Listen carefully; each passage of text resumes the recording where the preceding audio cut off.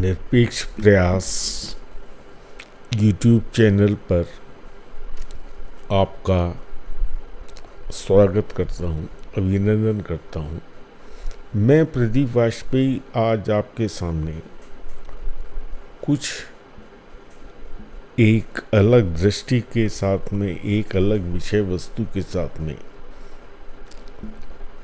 इसे पूर्ण विराम तो नहीं कहना चाहिए मगर अर्ध विराम आवश्यक ये है, जो विचारों की श्रृंखला आपके सामने निरपेक्ष प्रयास यूट्यूब चैनल और दूसरी चैनलों के माध्यम से आप तक कुछ बातें कहना चाह रहा हूँ, उसकी चर्चा करना चाह रहा हूँ, उसकी पृष्ठभूमि को आज मैं स्पष्ट करना चाहता हूँ कि इस चैनल अर्थशास्त्र और निरपेक्ष प्रयास, इसके पहले एक वेबसाइट डेवलप की गई जिसे naveenprayas.com के नाम से ये इंटरनेट पे पूरी इलेक्ट्रॉनिक मीडिया में आप अगर इसे सर्च करना चाहें तो naveenprayas.com, इसे आप इस नाम से सर्च कर सकते हैं, इसे खोल सकते हैं और इसके कंटेंट के बारे में आप जान सकते हैं। इसके कंटेंट में या इसके मेनू में जाके आपको सबसे पहला भाग जो है अबाउट माई सेल्फ है। अगर मेरे बारे में आप जानना चाहते हैं, मेरी शिक्षा के बारे में, मेरे परिवार के बारे में, और मैंने अपना कैरियर कैसे बनाया इसके बारे में, और मेरे जो भी विचार मेरे को उस समय उद्वेलित करते थे, उनकी पृष्ठभूमि क्या है, ये सब छोटा छोटा मैंने अपना संक्षिप्त विवरण इस वेबसाइट के पहले भाग में अबाउट माई सेल्फ में मैंने दिया है। और मैं एक हिंदू परिवार से संबंध रखता हूँ। कुछ संस्कार, कुछ पूजा पद्धति, जीवन पद्धति का असर मेरे विचारों पर है। इसे आप सांप्रदायिक अर्थों में ना लें, मगर जो भी स्पष्टता होनी चाहिए अपने बारे में जो ट्रांसपेरेंसी होनी चाहिए, उसे मैं आपके सामने रख रहा हूँ कि ये विचार कैसे मन में उत्पन्न हुआ। क्योंकि एक मंत्र जब हम पूजा करते थे तो हमको इसे कंठस्थ कराया गया था, और ये मंत्र था पूर्णमदः पूर्णमिदं पूर्णात् पूर्णमुदच्यते पूर्णस्य पूर्णमादाय पूर्णमेवावशिष्यते। अब ये बचपन में तो जो है ना, इस मंत्र का भावार्थ नहीं समझ में आता था, मगर बाद में जैसे कहते हैं क्रमिक विकास हुआ मेरी बुद्धि का, तो इस मंत्र के बारे में जब पूरा जाना पे, इसको थोड़ा गहराई से समझना चाहा, तो ये चीज़ स्पष्ट हुई कि सृष्टि का निर्माण पूर्ण से हुआ और अंततः हम सबको, इस पूरे यूनिवर्स को, इस पूरे ब्रह्मांड को इसी पूर्णता को प्राप्त करना है। और इस प्रक्रिया के दौरान हमेशा पूर्ण एक ही स्वरूप में नहीं रहता है। इसके अलग अलग स्वरूप होते हैं, इसके अलग अलग खंड होते हैं, जो आज की तारीख में हमें अपने ब्रह्मांड में नज़र आता है कि इसका कोई भी अंश अगर इसमें से संपूर्ण में से निकल भी जाए तो वो अंश भी उतना ही संपूर्ण कंप्लीट माना जाएगा जितना संपूर्ण है। संपूर्ण हमेशा पूर्ण रूप में रहेगा। इसमें से कोई भी अंश को अगर आप निकाल दें तो वो अंश भी उतना ही पूर्ण रहेगा जितना संपूर्ण है, और अंततः वो निकला हुआ अंश भी हर दृष्टि से संपूर्ण माना जाएगा, और अंत में ये दोनों सम्मिलित होकर ब्रह्मांड में आप कह लीजिए कि ये प्रक्रिया जो है ये निरंतर चलती रहती है। एक ब्रह्मांड के बाद में दूसरा ब्रह्मांड, दूसरे ब्रह्मांड के बाद में तीसरा ब्रह्मांड, ये एक सृजन की प्रक्रिया है जिसे हम पूर्णमदः पूर्णमिदं कहते हैं। ये एक सृजन की, उसके जीवन काल की, और जीवन काल के बाद में जो एक नया जीवन, एक जीवन चक्र चालू होता है। जैसे हमारा जीवन चक्र चालू होता है, बहुत छोटी सी उम्र है हमारी मानव की, मच्छर की उससे भी कम है, उससे भी अल्पायु वाले जीव यानी कीड़े मकोड़े हैं। मानव की जो जीवन प्रक्रिया है, यानी जन्म लेना, एक जीवन काल को जीना और उसके बाद में जीवन का अंत हो जाना, ये हर जीव के साथ में होता है। ऐसा कोई जीव नहीं है जो अमर है, ना हम अमर हैं, ना कोई भी जीव अमर है, चाहे वो प्रकृति का कोई भी हो। यानी यहाँ तक कि जो हमारे पेड़ हैं, जिसे हम एनवायरनमेंट जिनसे बना है, इसके भी एक जीवन चक्र है। और क्योंकि हम पृथ्वी के बारे में बात करते हैं तो पृथ्वी का भी एक जीवन चक्र है। पृथ्वी एक सोलर सिस्टम का हिस्सा है, यानी सूर्य तारा है और पृथ्वी उसका ग्रह है। चंद्रमा पृथ्वी का उपग्रह है, मगर सब मिला के एक सोलर सिस्टम का निर्माण करते हैं। और ऐसे हजारों करोड़ों अरबों खरबों सोलर सिस्टम मिलके एक मिल्की वे बनाते हैं। और अब हमारे वैज्ञानिक जो है ना, दूरबीन लगा लगा के देख रहे हैं कि कितनी आकाश गंगाएं हैं, कितनी मिल्की वे हैं, कितने तारों के समूह हैं। तो आप इसकी गिनती अनंत है, कितना ब्रह्मांड का विस्तार है। हम इस ओर अपना ध्यान केंद्रित कर रहे हैं, हमारे वैज्ञानिक इसकी खोज कर रहे हैं और खोज चालू रहेगी। मगर कहने का तात्पर्य ये है कि जो जीवन चक्र एक तारे के साथ में होता है, तारों के समूह के साथ भी वही जीवन चक्र होगा, और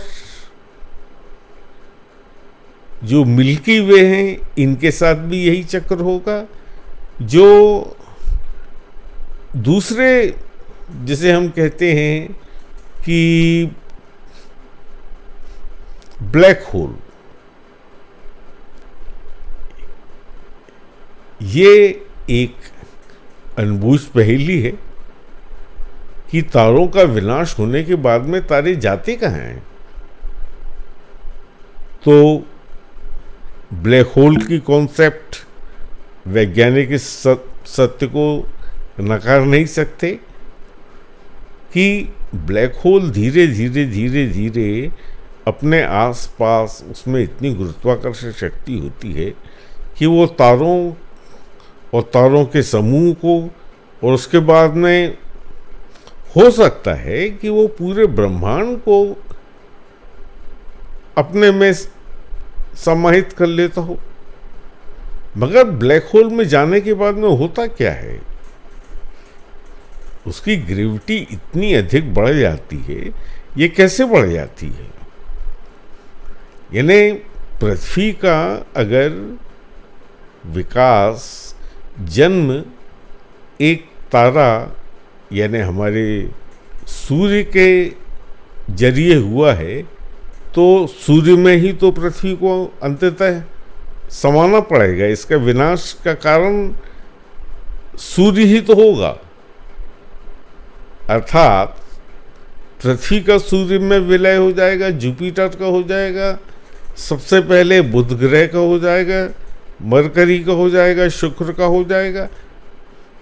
यानी जो सबसे नज़दीक सूर्य के हैं उनको सबसे पहले सूर्य में अपने आप को समाहित करना पड़ेगा, और फिर जो दूसरे बड़े ग्रह हैं जुपिटर और सैटर्न, जो पृथ्वी से सैकड़ों गुना अधिक बड़े हैं, उनका मास जो है इससे ही बड़ा, उनको भी समाहित होना पड़ेगा। सूर्य को किसी दूसरे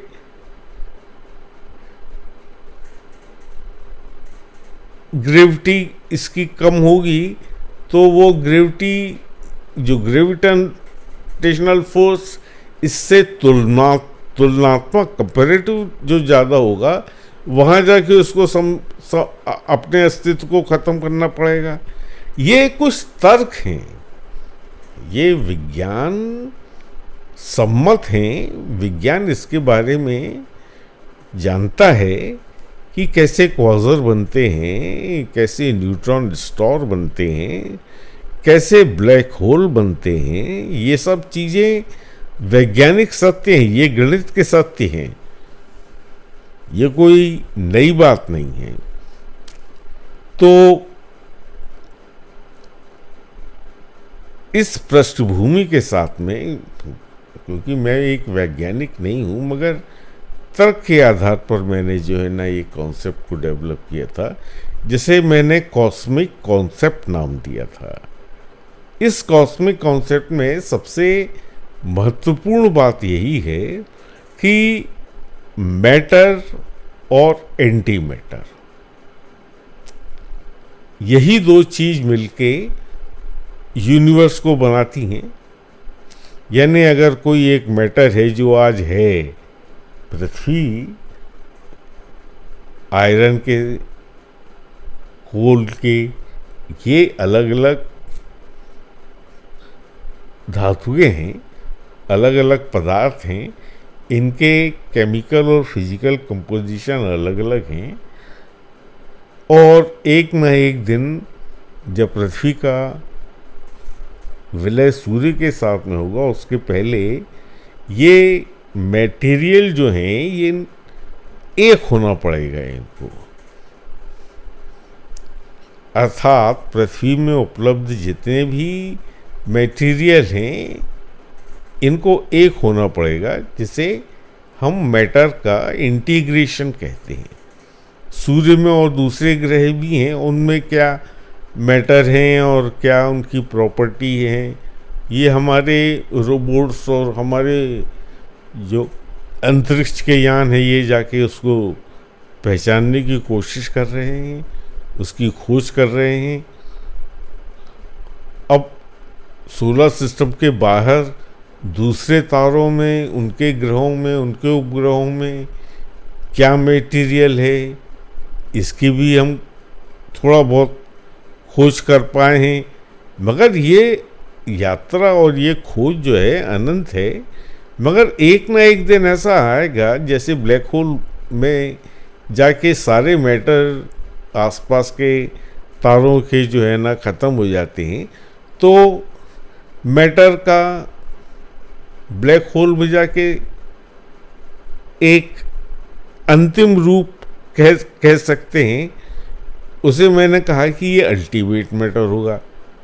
अगर अल्टीमेट मैटर है तो ऐसा कोई ना कोई तत्व होगा जिसने इस मैटर को आज की तारीख में जो भिन्नता है इस स्टेज तक पहुंचाया है। वो फोर्स क्या होगी? जिस समय मैंने किताब लिखी थी उस समय एंटी मैटर की कुछ बात होती थी मगर उसकी खोज नहीं हो पाती। मेरी किताब लिखने तक जो है साइंटिफिकली लैब में ये प्रूव नहीं हुआ था कि एक ऐसी भी शक्ति है जो मैटर की जगह उसमें मैटर का कोई भी तत्व नहीं है, उसमें ऐसी कोई कॉम्बिनेशन नहीं है, मगर वो शक्ति है और उसे उन्होंने आज के तारीख में वैज्ञानिक कहते हैं कि एंटी मैटर है वो, यानी मैटर का विपरीत है। हमारे सनातन धर्म में, हमारी गीता में जो हमने आत्मा की जो परिभाषा दी है, अब आप उसके बारे में थोड़ा सोचिए कि जिसे वायु उड़ा नहीं सकती, जिसे अग्नि जला नहीं सकते, जिसे शस्त्र भेद नहीं सकते, वो हमारी आत्मा की एक साइंटिफिक जो है ना व्याख्या हमारी गीता में है कि आत्मा क्या है। अगर इसको आज के आत्मा के स्वरूप को परिभाषित किया जाए साइंटिफिकली तो ये एंटी मैटर ही तो है। अर्थात कहने का तात्पर्य ये है कि अगर मैटर है तो एंटी मैटर होना ये भी जरूरी है और इनका संतुलन ही सृजन की प्रक्रिया को चालू करता है और उसे खत्म करता है। और इस सृजन और जो विनाश है इसके बीच की जो अवधि है उसे हम अपनी जीवन कहते हैं, जिसमें हम अपना जीवन चक्र चलाते हैं। जो भी काम करते हैं अपने जीवन में इन दो बिंदुओं के बीच ही तो होता है। यही तो इसे हम कहते हैं कि हमारी आयु कितनी है। आयु का मतलब क्या होता, कब पैदा हुए कब मर गए, बीच का जो समय है यही तो टाइम है, यही तो महाकाल है। तो कहने का तात्पर्य ये है कि हमारी जो सनातन धर्म में जिस चीज़ की मान्यता की गई है कि सृजन, उसका पालन और उसका विनाश, ये तीन क्रम हैं और इसी क्रम में ब्रह्मा, विष्णु और महेश, जिसे हम कहते हैं सनकादिक में स्थित ये तीनों एका, अर्थात ये तीनों एक ही हैं समय काल के हिसाब से। अगर प्रारंभ ब्रह्मा से होता है तो इसका पालन विष्णु करते हैं और विनाश या महाकाल जो है वह इसका इस सृजन की प्रक्रिया को अंत करके एक नई प्रक्रिया चालू होती है। तो ये इसका एक स्वाभाविक एक स्पष्टीकरण मैं आपके सामने रख रहा हूँ। ये अर्धविराम मैंने जो आपसे कहा था वो इसीलिए कि पृष्ठभूमि को समझे बिना एक सब्जेक्ट मैटर, एक संदेश, एक जो एक भावना जो आपके सामने रखना चाहता हूँ वो इस तथ्य से आपके सामने एनालाइज की गई है। अब थोड़ा सा कॉस्मिक कॉन्सेप्ट के बारे में, ऐसा मैंने इसका कॉस्मिक कॉन्सेप्ट उस समय जो है ना हिंदी की टाइपिंग और हिंदी की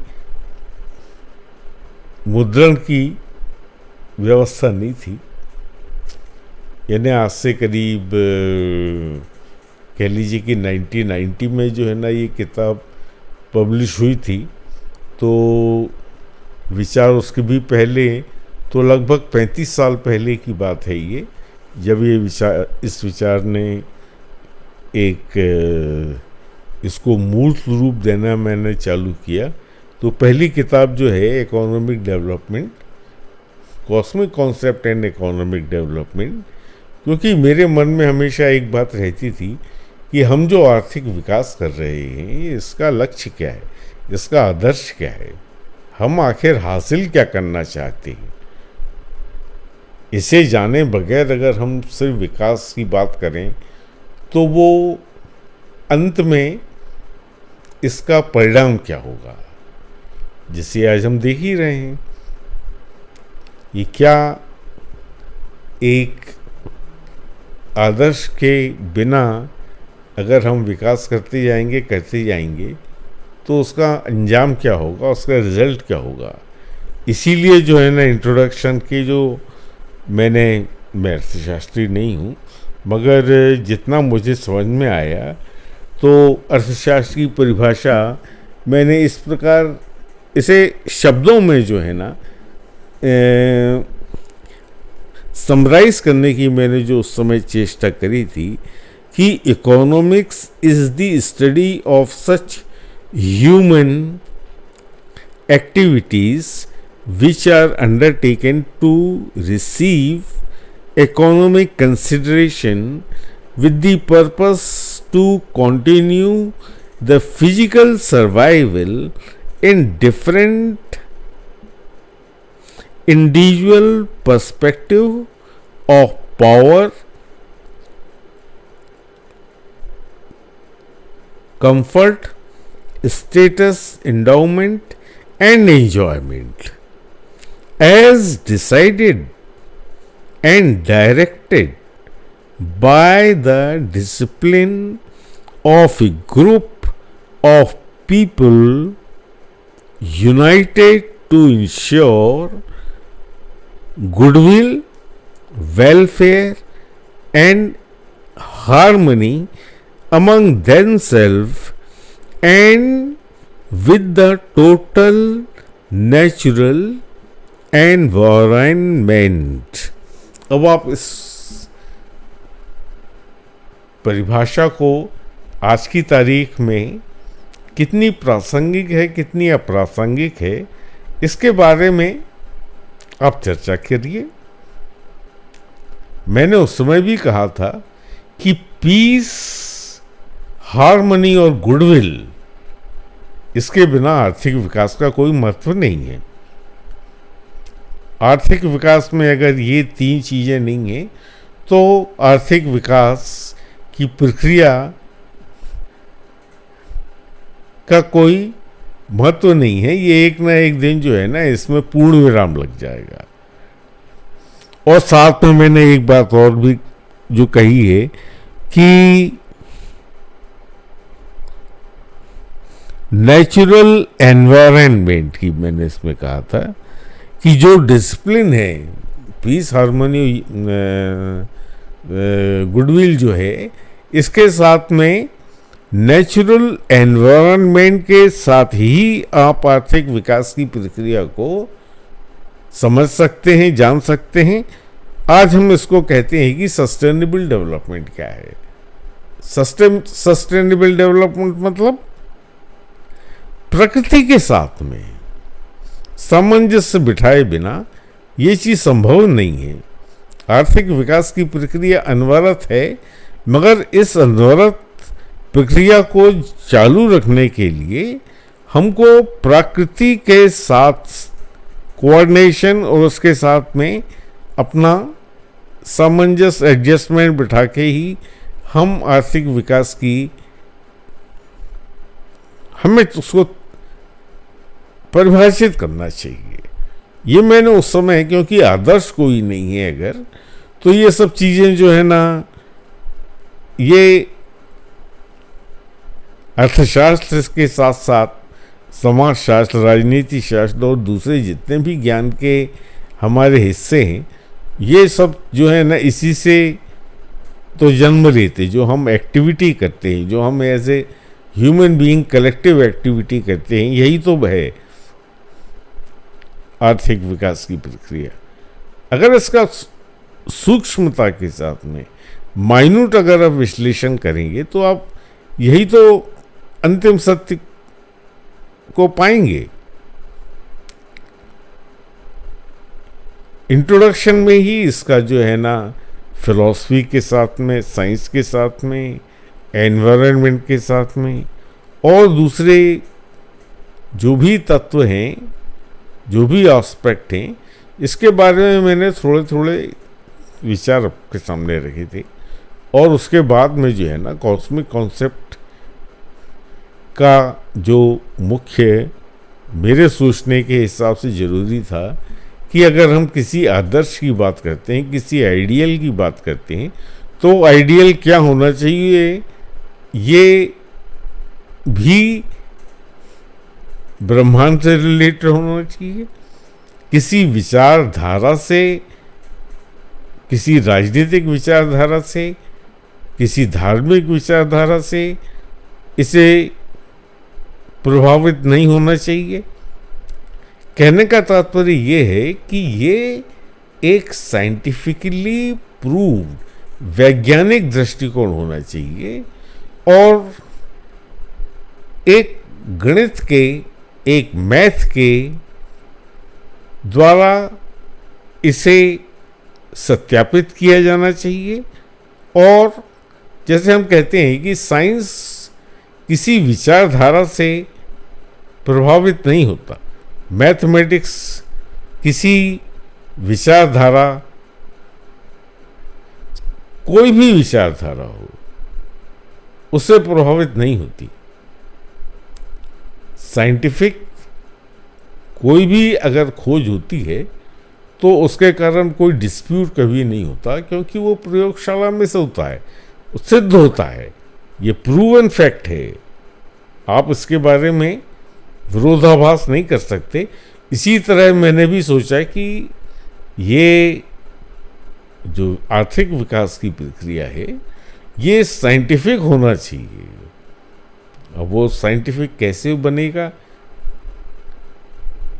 कैसे मैंने इसकी कल्पना, कैसे इसको विचार को संयोजित किया, वो इस किताब के दूसरे भाग में कॉस्मिक कॉन्सेप्ट एक माध्यम था एक आदर्श को प्राप्त करने का, और उस आदर्श को कैसे प्राप्त किया जाएगा, ये cosmic concept and economic development, वो इकोनॉमिक डेवलपमेंट की प्रक्रिया क्या होगी, ये उसका दूसरा भाग था जो आप इस किताब में, मगर जिसे कहते हैं कि इस समय के साथ बहुत सी चीज़ें बदल जाती हैं। मैं खुद बदल गया। किताब जो लिखी थी उसके कंटेंट भी जो है ना, कुछ ऐसा लगा कि इसमें जो है ना बदलाव लाने की ज़रूरत है, इसे एक नए सिरे से फिर से जो है ना समझाने के लिए कुछ और चीज़ें इसमें स्पष्ट करनी चाहिए। तो तीसरी किताब जो शेप ऑफ इकोनॉमी है तो उसकी मूल भावना कॉस्मिक कॉन्सेप्ट और इकोनॉमिक डेवलपमेंट की है, मगर इसको ज़रा थोड़ा सा मैंने ग्राफ वगैरह के साथ में एक नए कलेवर, एक नए सब्जेक्ट मैटर के साथ में ये शेप ऑफ इकोनॉमी को सबसे बाद में जो है ना ये किताब पब्लिश की। मगर ये तीनों किताबें जो है ना पब्लिश करने का जो मेरा उद्देश्य था वो पूरा नहीं हो रहा था, क्योंकि इनकी पब्लिसिटी करना, इनका एक साधारण जनता तक उसको पहुंचाना बहुत दुरूह काम था, मेरी अकेले की क्षमता के बाहर था। इसीलिए जो है ना ये इलेक्ट्रॉनिक मीडिया जब ये उपलब्ध प्रतीत हुआ तो इस वेबसाइट को बना के ये तीनों किताबें आपके सामने रही थी। मगर जैसा मैंने कहा कि साइंस और इकोनॉमिक्स का कॉम्बिनेशन इतना ध्रुव है, इतना थोड़ा हर आदमी के समझ की बाहर बात है। इसलिए डायनेमिक कोऑपरेशन, मैंने ये कॉस्मिक कॉन्सेप्ट के बाद डायनेमिक कोऑपरेशन का जो एक पहलू सामने रखा, ये भी इसका मूल भाव जो है वो कॉस्मिक कॉन्सेप्ट और इकोनॉमिक डेवलपमेंट का ही है, मगर ये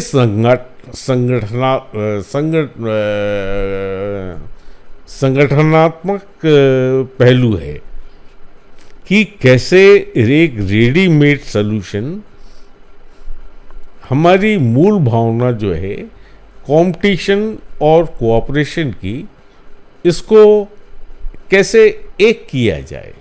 कंपटीशन और कोऑपरेशन मतलब इक्वलिटी और इनइक्वलिटी।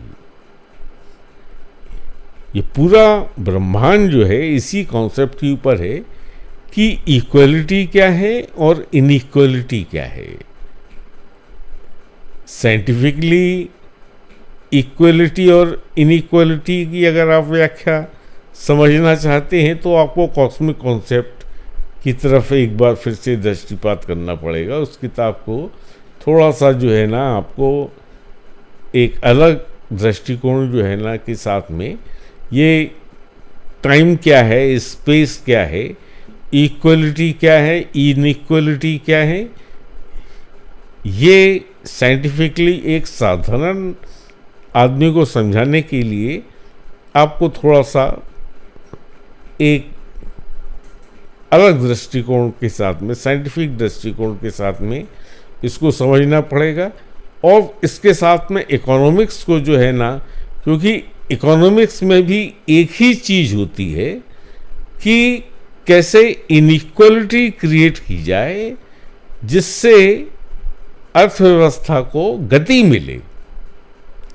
बिना इनइक्वलिटी के कभी भी किसी भी चीज़ को गतिशील नहीं किया जा सकता।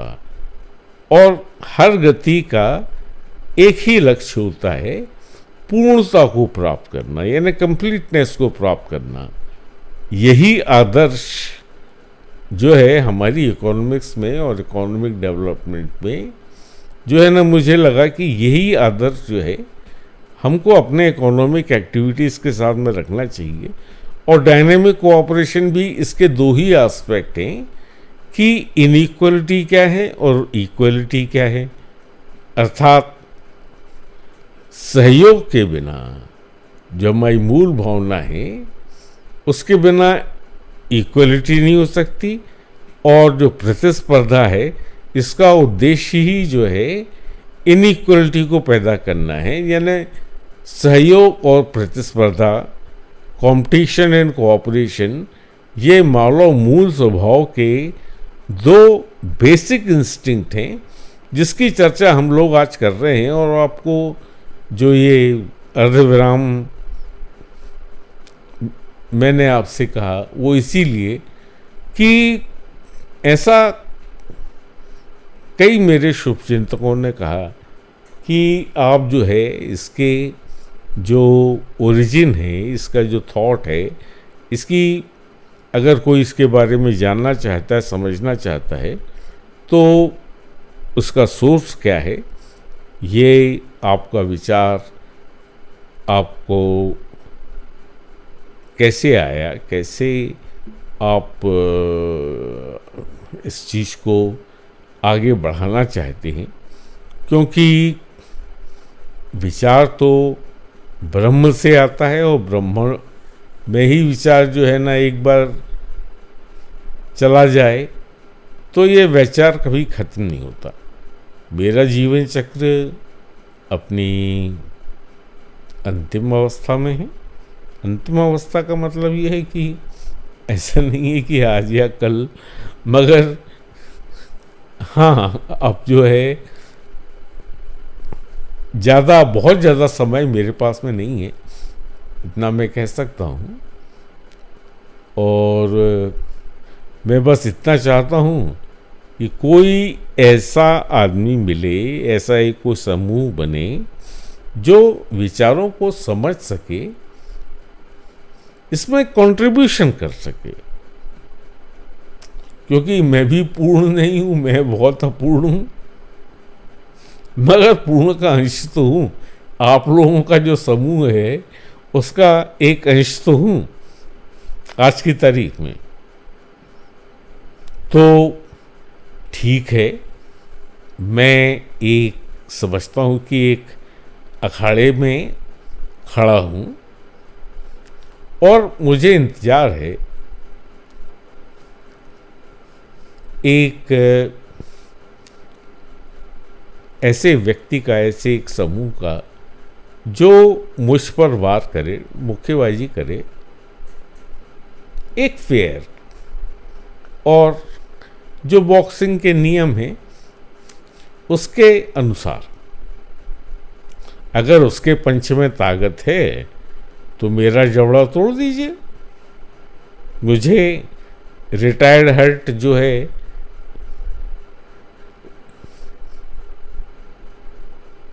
डिक्लेयर करने में, कोई अगर कहता है कि आप रिटायर्ड हर्ट हैं तो मुझे इसका कोई दुख नहीं होगा। मुझे इसका, इस पराजय में भी जो है ना, मुझे खुशी ही होगी कि कोई तो एक ऐसा समूह है, कोई तो ऐसा एक व्यक्ति है जो तर्क के आधार पर, जो लॉजिक के आधार पर मेरे को उसने गलत साबित किया। वो अगर आप हैं तो आप आ जाइए, थोड़ी सी मुक्केबाजी, इस निरपेक्ष प्रयास YouTube चैनल पर, इसका भी, इस मुक्केबाजी को दिखाने का आनंद जो है दर्शकों को एक बार दे दिया जाए। यानी कहने का मतलब ये है कि आप प्रतिक्रिया दीजिए सही संदर्भ में, तथ्यों के साथ में, लॉजिक के साथ में। आप आलोचना कीजिए, मगर करिए तो। अगर आप प्रशंसा करना चाहते हैं तो क्या आपकी प्रशंसा का आधार है, इसे स्पष्ट तो कीजिए।